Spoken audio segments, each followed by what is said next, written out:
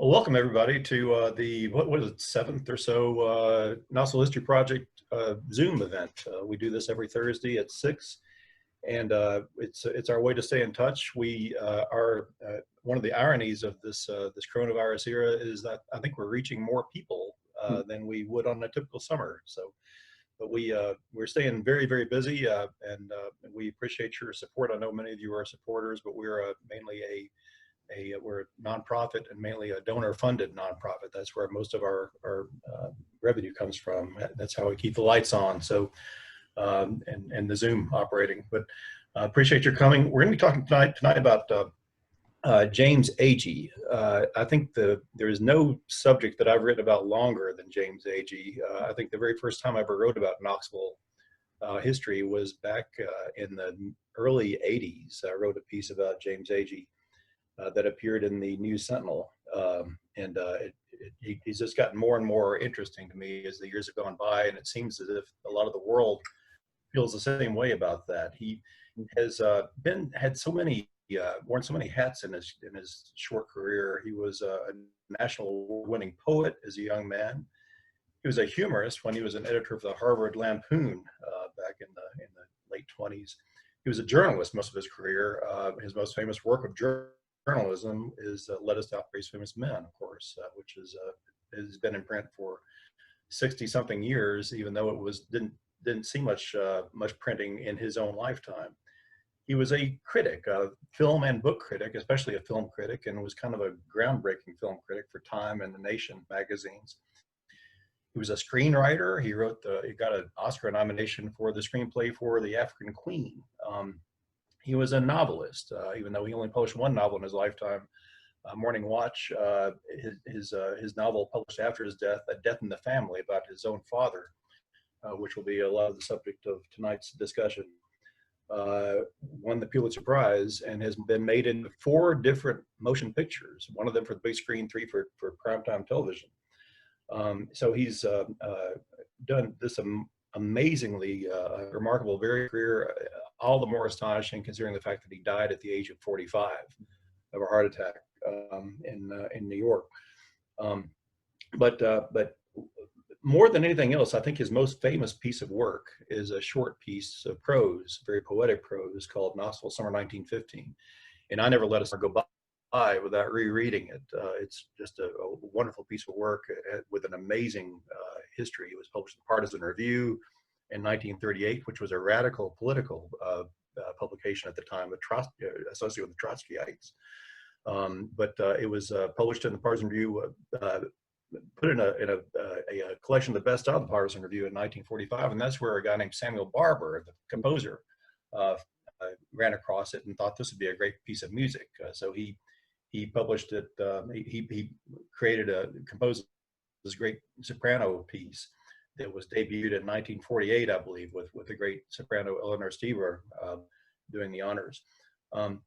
But had just an amazing career. But I walked around my neighborhood last night thinking about Knoxville Summer 1915, and realized, for one thing, it's the perfect social distancing piece of work, because everything you enjoy in Knoxville, it's just about one little family in a yard outside, and everything they hear is far away from them.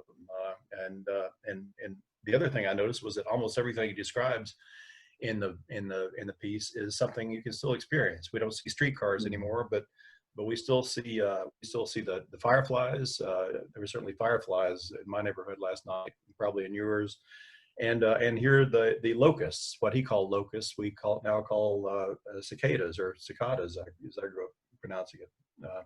But it was they were everything he described is something that is still part of our lives. And he described a specific time and place that was Knoxville Summer 1915. That was a place that he grew up. He was born here in 1909, lived here in Fort Sanders, lived on Highland Avenue most of his childhood. But there have been 2 big biographies of James Agee.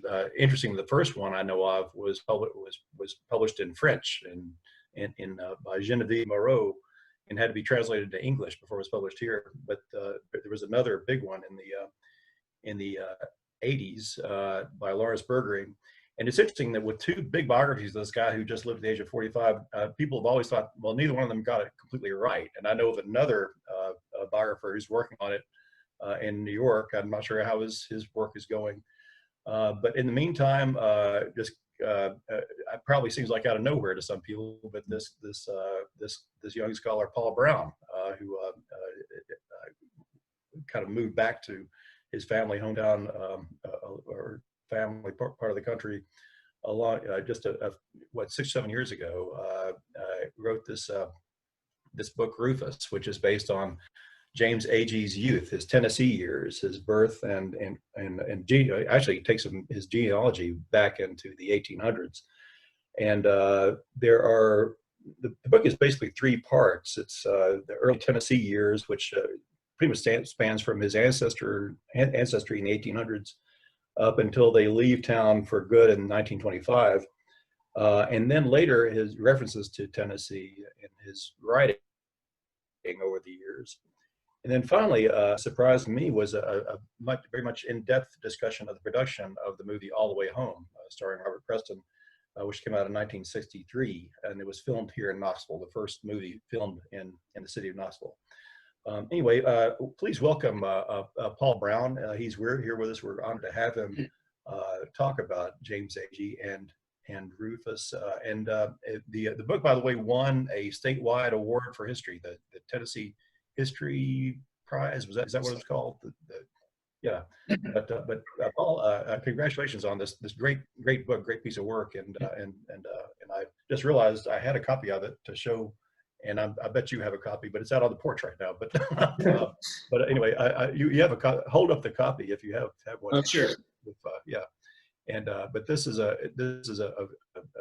fine piece of research. Just there'll never be a more. There may be another biography of Agee. I hope that the New York writer I was alluding to finishes his work. He's been working on many years, but nobody will ever write more about his youth. I think this is the definitive study of Agee's youth. But Paul, tell us about how you came about doing this. You were a music teacher in school, right? And you became one of the, I think one of the premier Agee scholars. I think it's safe to say today. Oh, well, I appreciate that that introduction, Jack, and thank you as well, and Paul and Nicole as well for the introduction to talk about one of my favorite Knoxville-related subjects, and I know Jack, you'd mentioned that one of your first examples of writing about Knoxville was also about Agee back in the 80s, and it's interesting that Jack's writing is also what got me interested in reading about Agee, because I was born in Tennessee, but basically from first grade on through college, I grew up in Southern California. My dad relocated the family in the early 80s. And so I didn't grow up hearing about Agee, and it wasn't until I moved back after college to get a job out here that I saw the name Agee. Actually, take that back. I believe in college, university, when I was studying music, I do remember one of the music majors, the voice performance majors, young woman sang a bit. I don't know if it was an excerpt or the whole piece of Knoxville Summer of 1915. I hadn't heard of it before, and but being a Knoxville native, I was interested. That kind of left my mind for a while until I got back to Knoxville as a resident, and happened to pick up a Metropulse article, or maybe found it online after the fact, where Jack had written about this curious little annual gathering there at a little bar on Clinton Highway, a bar called the Checker Flag, and basically it was a literary gathering in the middle of this kind of hillbilly NASCAR loving bar, and um, this gathering was to commemorate this car accident that had happened back in 1916. And so on the date of that accident every year, this group met, Jack and some fellow literates. And what caught my attention, though, was the fact that that date was May 18th, which is my birthday. And so not only that, but now I was living here in the area in Clinton, and my girlfriend at the time, who's now my wife, lived in South Knoxville. So I would drive from Clinton to South Knoxville frequently. And once I read about this thing, I started to notice where that was and realized that I was on part of the same route that this man had taken, returning to Knoxville. And of course, he never made it. But then hearing that there's a novel that the man's son wrote about that tragedy, it made me want to read the novel. And so I did, and was very, very interested, very extremely moved. I don't think I've been moved by a piece of writing that much in a long time. And so then, because it moved me so much, and because I knew I was here in the place, near the places where the events took place, I wanted to find out more. I wanted to know, okay, are these people that he wrote about, were they really like that? Where were these places that he described? And he described them so well to where you can trace the same streets and locations for a lot of the novel, especially the early part of the novel. And so that kind of set me researching. Had no, not the least bit of an idea of writing a book about it. I was just personally curious. And so eventually gathered up enough information that my wife gently suggested maybe I do something with it. And so that's where the idea of a book came about. But anyway, so it's been a real journey just out of personal interest to learn about Agee. And then after Death in the Family, made me want to read more of his work. And it turns out there's a lot of references about Tennessee, about his childhood, about his father, that are kind of sprinkled throughout his work. Yeah. And so, yeah, you almost wonder whether he would have become a writer if not for this extremely dramatic and tragic event. And he was only 6 years old at the time. Right. His father died. Yeah. This is what launched this novel that he never finished to his satisfaction. Right. People don't realize that who knows if he would have even published it. He died at the age of 45, and it was the biggest work the biggest thing he'd been working on for years and years, Mm-hmm. and just hadn't finished it to his satisfaction. And It was editors that took it and published it in 1957, and it won the Pulitzer Prize, and then became a Broadway play that won the Pulitzer Prize too. So it's an amazing career, that one book. And I have to admit that as a teenager, I was I remember seeing it on recommended summer reading lists as a kid here in Knoxville, and I thought, who would want to read about a death in the family? That sounds really maudlin, and I was not even tempted by it. But just like you, I went to college, not here, but in Millsaps College in Jackson, Mississippi, and one of the readings in my literature class was Knoxville Summer 1915, which I had never heard of either until I read it in my freshman dorm at Millsaps College. And I thought, this is amazing. This is an amazing piece of work. And it was inspiring to me, as it has been to many people, and made me want to find out more about it. But I'm amazed that as much as I have studied and written about Agee, I've not gone to nearly the depths and extents that you have to look into all the available material. And you didn't just do it here. You cite research in Michigan, New Hampshire, Texas, which has the Agee papers. But you did some traveling for this, and of course also went down to St. Andrews, and where he lived for a few years, down near Sewanee, and that was where his family moved a couple of years after his father died, and where Morning Watch is set. I mean, did you have interesting adventures? How many of these places did you go to physically, or did you just deal with them long distance? I know that you went to some of them in person. Just a few of them. I didn't I didn't get a chance. Of course, the kind of smaller scope of the period in his life that I was looking at, it kind of limited the research. Thankfully, I would love it would be nice eventually to go up to Phillips Exeter in New Hampshire, because they have an Agee collection up there. There's several spread around the country, but This is basically, where he went to prep school for after yeah, he went to Knoxville High School. He was there for a couple of years in the mid-20s. yeah. Yeah. Basically, I traveled down to St. Andrew's School in Middle Tennessee. You basically go down to Chattanooga and then kind of head northeast from there. It's not far from Bonnaroo. Northwest, cross into Central Time Zone.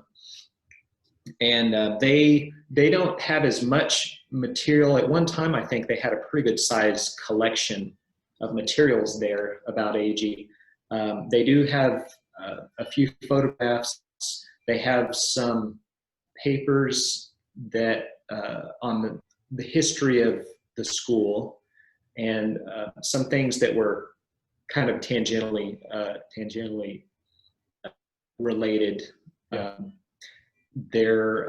But supposedly a lot of the material has been kind of pilfered throughout the years, and so they actually have since given a lot of it, or at least had the University of Tennessee Special Collections hold on to it. I see. So a lot of the stuff that was down there is now up here. Okay. The other place that you mentioned, University of Texas at Austin, the Harry Ransom Center, has a good collection. I think at one time it probably had it might have had more Agee material. I think UT now probably has them beat on that. But there's a lot of, Agee's original manuscripts, in pencil on yellow paper, and it was if you ever have a chance to go to UT Library and look through their Agee collections, it's quite a thing to be able to sit there and hold the papers, the actual papers that famous author wrote on as he was drafting his work. So yeah, that was part of the fun of this, is to get to go to these different places and sit down in an archive room and just kind of nerd out for a while. Yeah, I'll say that's in the Hodge. Is that in the Hodges Library now? It used to be in the old Hoskins Library in the basement. But but anyway, yeah, it's looking at his career and kind of the recent response. I mean, recent meaning the last post response to it after his death. Mm-hmm. And he died 65 years ago, and it's remarkable to consider that his name appears in print more now than it ever did during his lifetime. More now in 2020 than it did when he was working his butt off in New York, and working late nights, writing all this stuff, some of which never got published in his lifetime. He's a name that people refer to when they talk about movies, when they talk about American fiction, when they talk about poetry, all sorts of subjects about documentary journalism. Mm-hmm. And his name keeps coming up. In 1995, the BBC came here and did an audio documentary about Knoxville Summer 1915. Basically, they called it Knoxville Summer 1995, and it was broadcast globally on the BBC and won the Prix d'Italia in Italy for best audio documentary of that year. Later on, you and I know, just last year was released a movie based on Agee, a really eccentric documentary about his life by Richard Dindo, who's a Swiss filmmaker living in Paris, who got fascinated with Agee himself and came up with this interesting piece of work. But it's why does Agee, who was so specific about Knoxville Summer 1915, he's obviously well known as a Knoxville writer, Yeah. Why does he have such a hold on us, not just locally but globally? What is it about Agee that makes him of such universal appeal, and Yeah. not just appeal but fascination? I think people have become fascinated with James Agee, and sometimes even in unhealthy ways, perhaps. Yeah. You know? No, I agree, and I've wondered that myself, because, as you said, he a lot of times was writing about very specific places and very specific eras. You know, you have the pre-World War I era that's depicted in A Death in the Family. You have the Depression era that's depicted in Let Us Now Praise Famous Men. But I think part of it, it's going back to Knoxville, summer of 1915. I mean, that's a very specific title that's setting it very definitively in a particular time and place. But at the same time, Samuel Barber, who read that in the mid 40s and composed this piece around it, he said basically he felt it represented his own childhood, and he was grew up in Westchester, Pennsylvania. Yeah. Which you wouldn't think it would be that much like Knoxville, even though I'm sure a lot of mid-sized towns and cities to some degree resembled one another back then. But I think the same way today, people can read that piece, and like you said, Jack, you get the sense of what it was like there, and you can step out your own front door in the evening and experience a very similar situation there. I think it's also that he was. I haven't studied enough to know for sure, but I've heard some people talk about how he was kind of ahead of his time as far as the style of writing. You read some works that are written before the middle of the 20th century, and they don't. They're kind of dated seeming, a little bit stilted, a little bit stiff.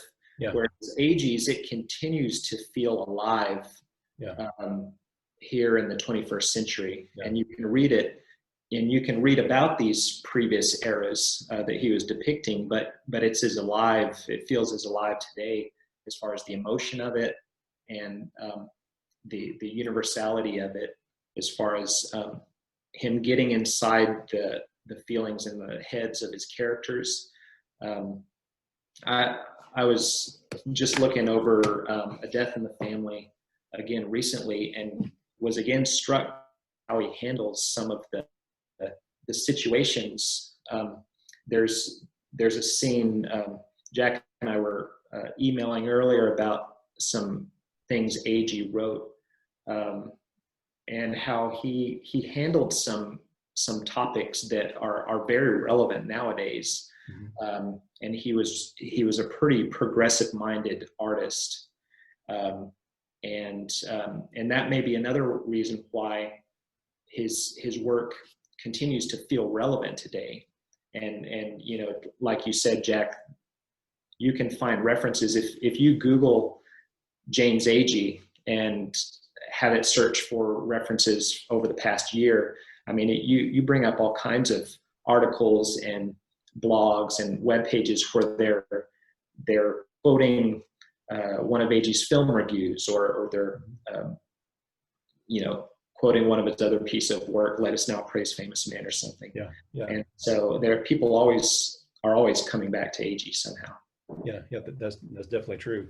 And as you say, he's relevant to everything. The issue of race, for example, he's not famous for talking about civil rights, but you see it in a lot of his stories. And actually, you showed me recently a piece I didn't know about riding a bus with whites and blacks on the bus in New York, and it's right after the Detroit riots in the 40s, I think it was. And he starts, just thinking about all this, what, these angry people, and are they kind of comparing them to Nazis? And he said, is this the same thing that we're dealing with here, in a way that that this real anger between the races that Yeah. was coming out in the early 40s. Mm-hmm. But yeah, appreciate that. And also he was involved in a film project. He made some films, and one is called In the Street. And this is something I didn't know about until we actually showed it at one of our Agee Ambles many years ago in a bar, and I'd never heard of it. And they said, well, he made this documentary, very affecting documentary about kids in Harlem in the 1940s, Yeah. right? Yeah. Anything else you want to say about that? I actually haven't seen that full film. I sent Jack a link today that the Metropolitan Museum of Art just posted this month, where that film has been given a new soundtrack, a newly composed soundtrack. And I had heard of the piece, and I knew it was made in collaboration with Helen Levitt, a well-known New York photographer. And but I hadn't seen it, and I clicked and watched a little bit and didn't realize that it was essentially a silent film. Yeah.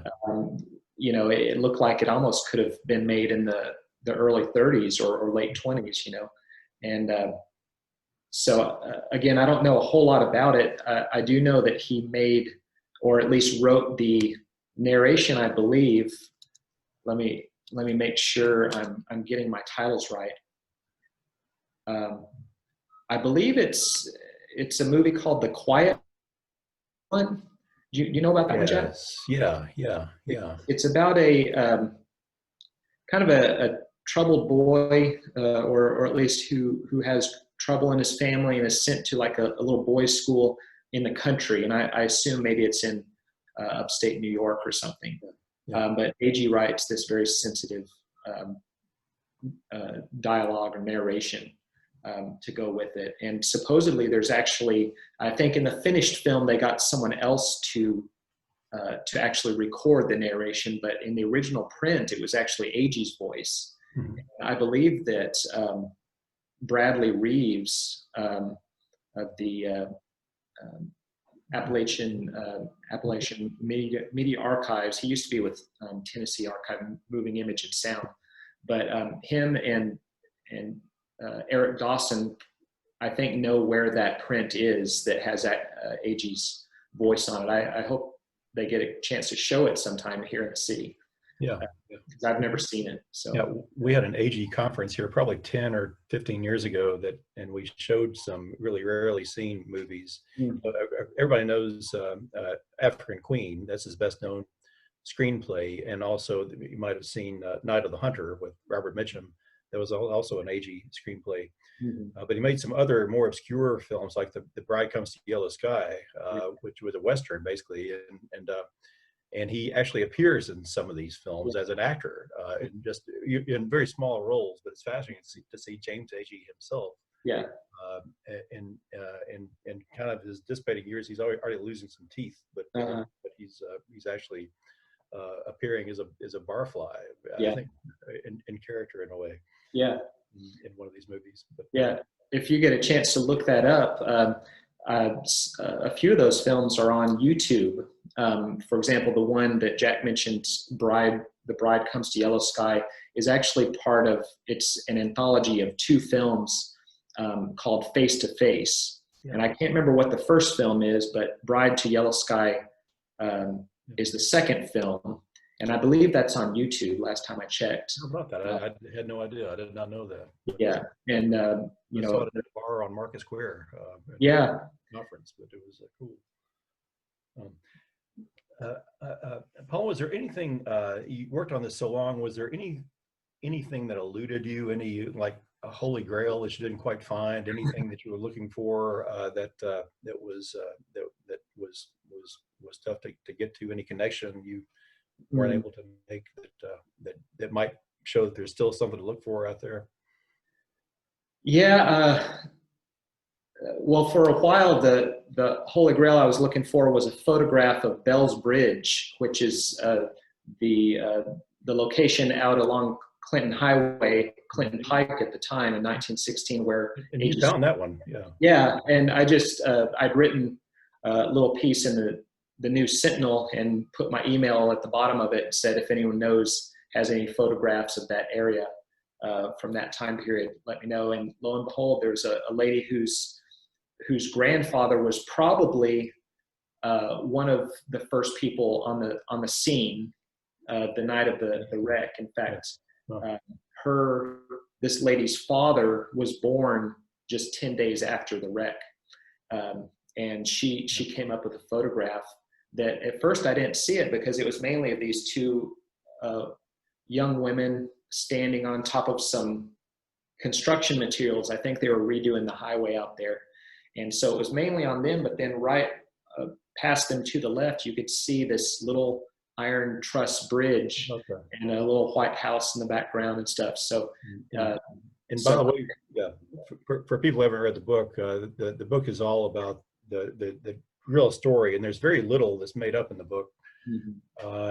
The family lives in Fort Sanders, but the father has family in La Follette, and he's heard that his own father is seriously ill, and he's gone up there to check on him, and it turns out he's okay, but he's on his way back by himself in the middle of the night, or actually early in the evening, but driving down Clinton Pike, now Clinton Highway, and runs off the road completely inexplicable, senseless sort of an accident. He runs off the road and is instantly killed, even though doesn't otherwise seem like that bad a wreck. Yeah.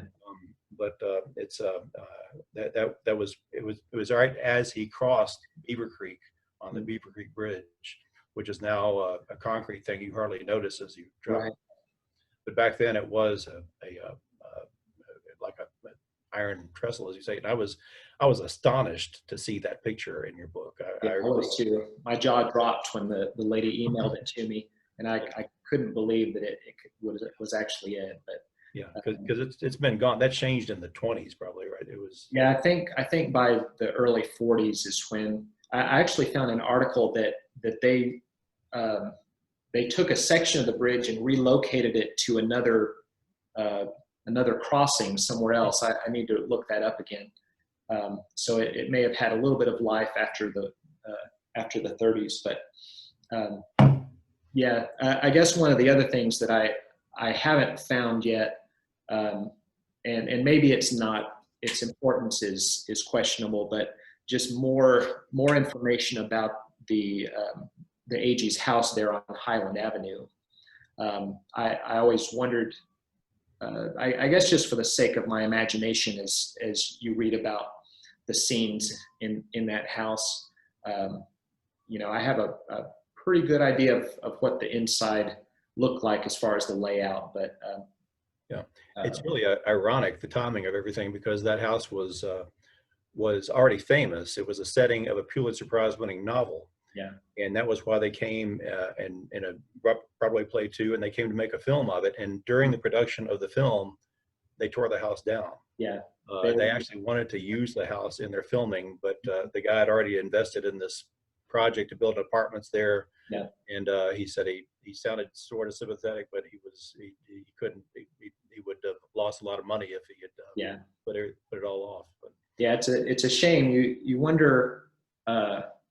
You wonder, could that happen nowadays? I mean, Knoxville's been so proactive in recent years, I think, as far as trying to save some of, or I don't know if the city has as much power, but organizations like Knox Heritage, yeah. who again don't have the power, but they can advocate. They can try to make situations better. Yeah, make people know, help people know the history, and help people maybe have other options. Yeah. For saving properties like that. It does happen still. About 7 or 8 years ago, I took a Irish biographer writing a book about Clarence Brown, the movie director, MGM movie director, and she thinks he's internationally relevant and wanted to do the story about his life and wanted to talk about his youth in Knoxville. And I showed him the two standing houses that Clarence Brown lived in as a kid. Yeah. And it just about 5 years, I didn't realize it. I didn't know it was under threat, but the first of them just vanished. It's gone now. It was on east or West Scott, just off Central.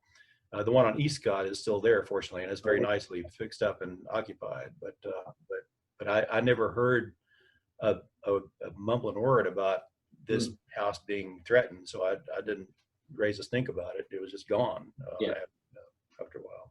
So it does still happen, and partly because we just don't always know. Like Ida Cox's home, the great blues singer, the most famous blues person who ever lived in this part of the country, lived in a house on Louise Avenue in East Knoxville. And it was there for a long time, and I talked about it in columns, and then it was just gone. Anyway, we want to talk about next. You learned some new stuff about James Agee's family, especially the father who was killed in that accident on Clinton Highway in 1916. He was known as Jay in the novel. Was it Hugh James Agee? Was that his full name? That was his full name, and he never went by Hugh. Yeah. In my book, I refer to him a lot as Jay, just because, just to kind of coincide with the novel. He was known as Jay during Agee's childhood.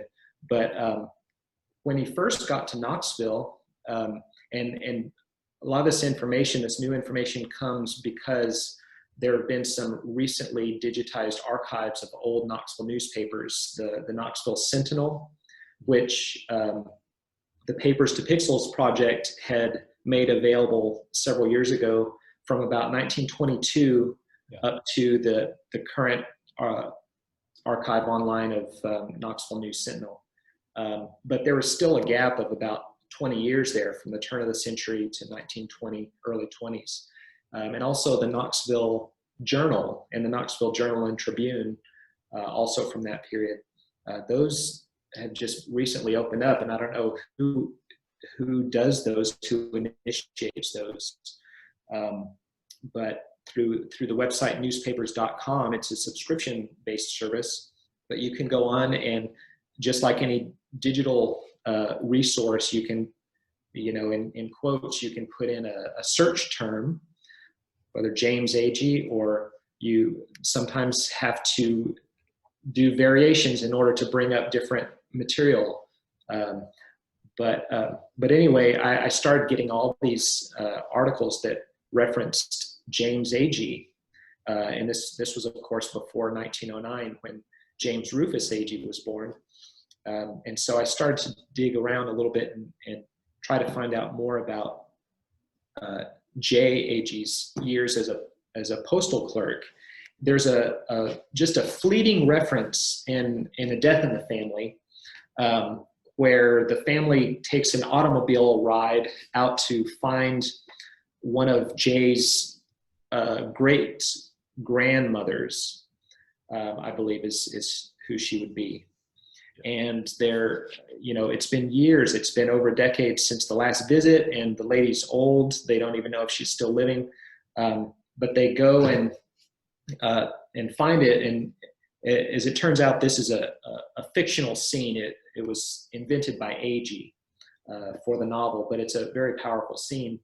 And through the dialogue, we learned that Jay hadn't visited since before he first came to Knoxville, and that he had worked for the post office a long time back.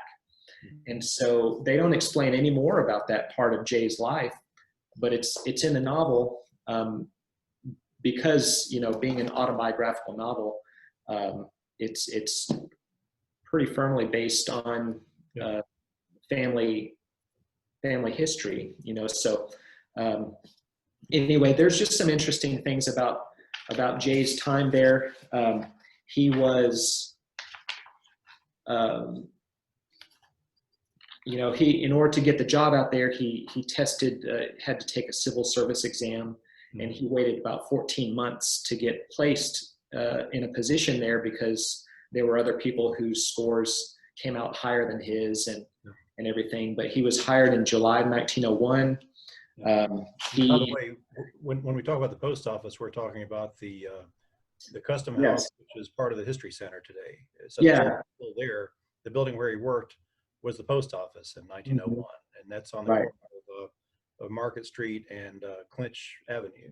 Yeah, thank you for mentioning that, because it's the rear portion basically of the East Tennessee History Center. Yeah. And so the post office, when Jay worked there, was on the first floor, and it's now exhibit space, part of the museum there, and you can still see some of the old columns and the old ceiling and everything in there if you're looking for it.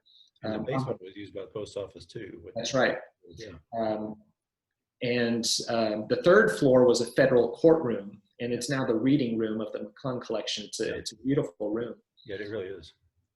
But anyway, he worked there from about 1901 to late 1905. During that time, he had he changed addresses several times from what we can see in the city directories. He actually joined a Masonic lodge, and it wasn't the current Masonic temple there on Locust Avenue. That one was a residence at the time. I think it was still the McClung residence. Is that right? Charles McClung McGee. Charles McClung McGee lived there. Yeah. Okay. And later, he was the guy that founded the library system. Oh, right. Yeah. And so, but Jay joins the Masonic Lodge. He actually played for a short time on a baseball team of some of the postal clerks. He played right field. Yeah. And of course, his youngest brother, John Agee, played baseball at UT for a short time. Okay. Huh.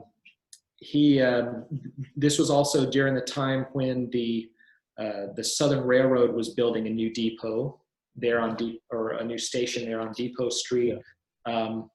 A year or so later, or a couple of years later, the L&N station was built there at the corner of Asylum Avenue and Broad Street. Yeah.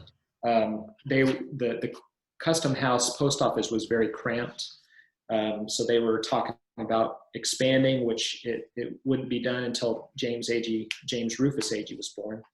Yeah. He was actually involved in a trial, though, because a mail bag went missing in April of 1903, I believe. And so basically the stolen mail bag was found in the basement with a hole cut in the side of it. And so the investigators realized that it could have only been a clerk that did this. And James was one of the 7 clerks on duty that night. And so, yeah. And so they eventually narrowed it down to another man who was working that night. But James did testify at the trial. And so he was one of 45 government witnesses that testified. And it's interesting because the man who ended up being acquitted, but the man who stood trial for the theft of the mailbag was actually at the time boarding on Highland Avenue in the home of John Cox, who was running a boarding house. And it's actually the same house that the Agees actually purchased in 1912. It's 1505 Highland Avenue. Wow. So that was kind of a neat connection there. Well, I don't know if this occurred to you, but 1903 was also the same year as a guy who was being tried for federal crimes upstairs in the court, a Wild West outlaw, Harvey Logan, aka Kid Curry. Yeah. That was the same year that he escaped. Yeah. Oh, wow. And fled across the Gay Street Bridge and was never seen alive again. Wow. So yes. There was a lot of crime down there. James himself was the victim. Someone stole an overcoat out of his apartment one time, and then in 1905, in this early spring, he was actually held up at gunpoint there on the rail yard of the L&N, which is now kind of World's Fair Park area. He was held up at gunpoint, and I think the thief stole about $1.50 in cash and a scarf and a knife from him, but he was caught the next day. Yeah. But When you think about Knoxville Summer 1915, you always think about 10 years earlier in the neighborhood, people being held up at gunpoint. yeah. That happened. Yeah, you're right. So there was a lot of neat stuff that you wonder if, you know, if James Rufus Agee knew that much about his father. You know, most of us don't know that much about our parents, or they don't share things with us. But anyway, it was neat to find out some more things about J. Agee, who was so influential in his son's life. Yeah, fascinating. But you're working on a paper about this, right? Yeah. Yeah, good. I look forward to reading that when you're done. But we have some slides, don't we? Some Yeah. we'd like to show of about Jay and other aspects of Agee's life. There we go. This is a picture of Hugh James Agee. It's a kind of a rare photograph that appeared in a magazine in 1959, a story about Agee. This is one that you don't see a whole lot, but that's around the time he got to Panama in 1906, where he was. They were building a big canal there at the time, weren't they? Yeah. He how long did he work in Panama? Just about 2 years, a little over 2 years. And in June of 1906, Laura Tyler traveled with Hugh Tyler to Panama, and Laura and Jay got married there, and she lived with him 2 years. It's far away, but it's interesting how many Knoxvillians were there, including George Dempster, the future inventor of the dumpster, and future mayor of Knoxville was. Wow. I wonder if he ran across J. Agee down in Panama. We can go to the next one. And this shows the custom house. And again, this building is still there, but it's actually been expanded.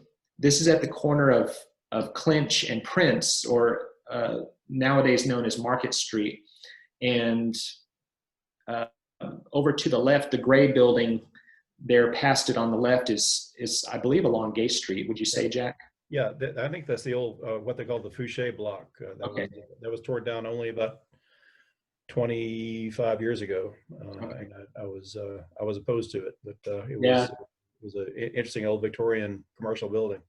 So there, between did you say the Fouche Block? Fouche, yeah. And the custom house was a little kind of courtyard or alleyway. That was also where the mail was loaded and unloaded. But eventually this building was expanded toward the Fouche Block, and that newer section opened in about 1909. Yeah. And then they expanded again to make the History Center, and just 15 years ago or so. Yeah. All right. This shows that area on the other side of the custom house. This is an earlier photograph, but you see the horse-pulled wagons. Those were there to transport the mail. This photograph has stumped some historians over the years, because they're not used to thinking of the custom house having this big space behind it, and they think they're looking down Clinch Avenue, but this is looking down the alley between Gay and Market. North toward Market Square. So that little house-looking building right dead in front of about dead center, that was a little wooden building that was later replaced with a brick building similar to those around it. But that's along Clinch Avenue is the perpendicular street there. And now Creech Park is over there. Yeah. Okay. Yeah. All right. Next one. Yeah. All right. So this is basically when around the time that Jay, I'll call him Jay just for simplicity, about the time he joined the Masonic Lodge, he was living in this McCoy building, which is not the one with the little tower up here on it. That's the Stratford Hotel, but just to the right of the hotel was the McCoy building. And it was owned by a man named John McCoy, who was also a member of the Masonic Lodge. So he might have been the one that inspired or invited Jay to join. Yeah, those hotels were all torn down in the 70s to build the TVA towers. Early 70s, they were torn down. It was an interesting block of hotels along Wall Avenue, previously known as Asylum Avenue, and that when they talk about the scene where we call it the Lifesaver Walk, Yeah. the scene early in Death in the Family, where the father's walking out of a bar on Market Square, and he eats a lifesaver to kind of disguise his breath as they're walking home with his 6-year-old kid along Wall Avenue. That's where they were walking to kind of turning to the left of here. Yeah. But, this next building, I don't know if it's Borches or Borchet. good question. Yeah. It's another building along Wall Avenue that was later demolished. I think in later years it was a grocery store or something. This is the building where a wholesale grocer is what it was. Yeah. This was the building where Jay attended Masonic Lodge meetings every month. Yeah. They were known for having lots of exotic stuff, even orange marmalade from Britain. Paul, James, they had imported stuff there that you couldn't find on Market Square. You go to the Borches or Borchet, and you see at one time, and none of these buildings were one thing. They had other, different things upstairs. They had the YMCA on the 3rd floor of it up there. But that building was there for a long time. You can see a lot of old pictures of Market Square, even from as late as 1960. It was still there. Yeah. All right. Now this one, as I said, Jay moved apartments several times. Sometime after he lived in the McCoy building, he lived, from all I can tell from looking at insurance maps and city directories, the address was 810 and a half South Gay Street, and it seems like it places it in this building in the center of the photograph, which is the Knoxville Traction Company. There on South Gay Street, and I assume he would have had an apartment above that. But that's a streetcar shed down there, so it must have been a very noisy apartment, whatever it was. Yeah, I would say so. But it had the advantage, if we go to the next slide, of being just a few doors down from Staub's Theater. Yeah. And Jay shows up on this block as a resident in 1904, and that was the same year that at least actresses of national fame, at least, if not worldwide fame, appeared here. Ethel Barrymore and Maude Adams, who was actually the first actress to play Peter Pan on Broadway. Yeah.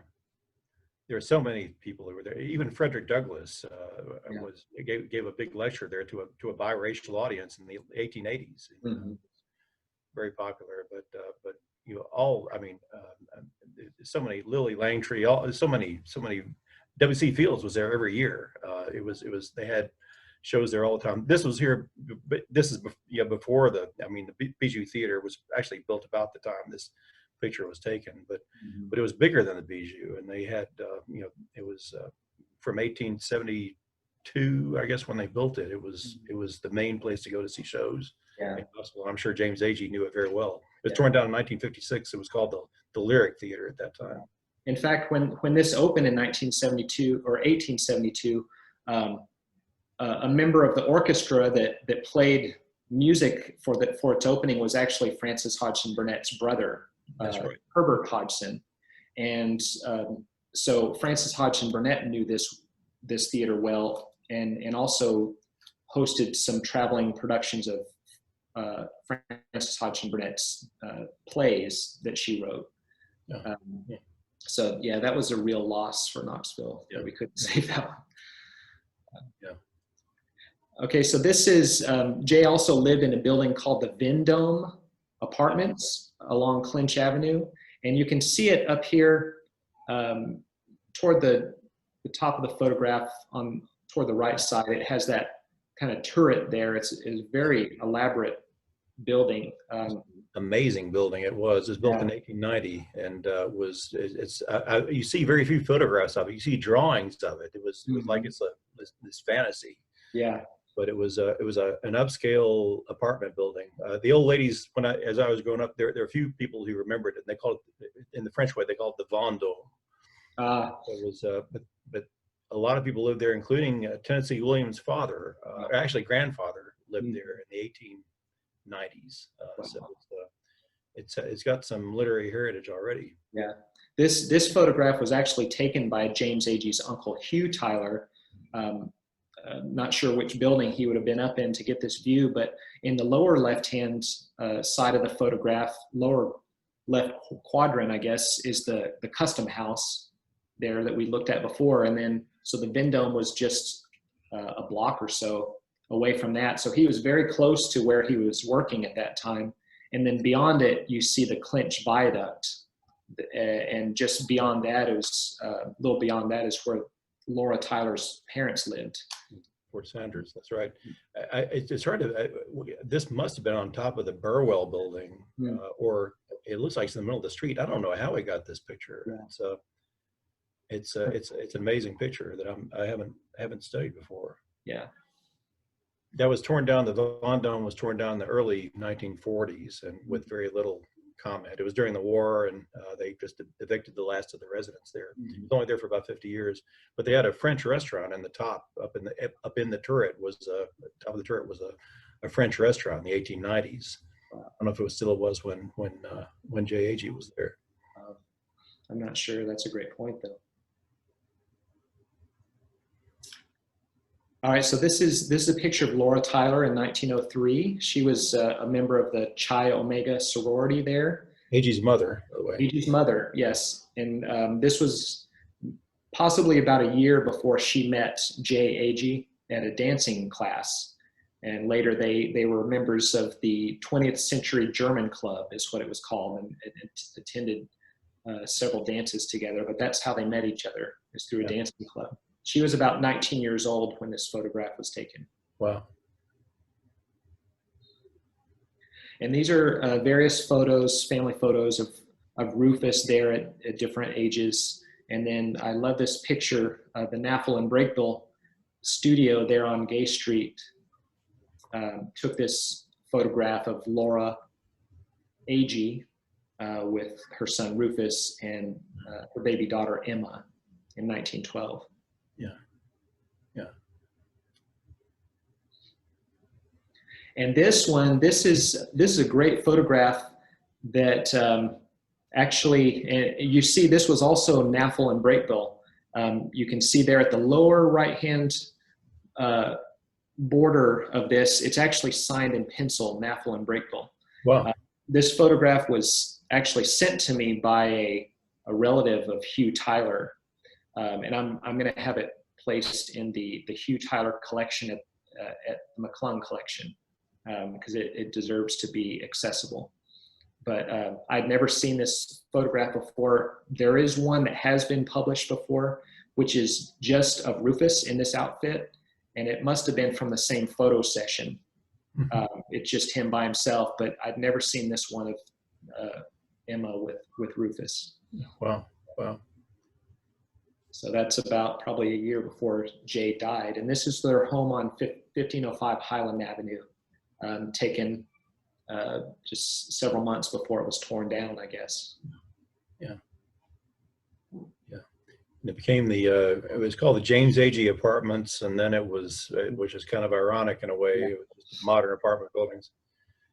And I think the developer just wanted to give a nod to what he tore down to build it. But then later it was renamed Fountain Place, something like that. Yeah. I'm not sure what it's called now.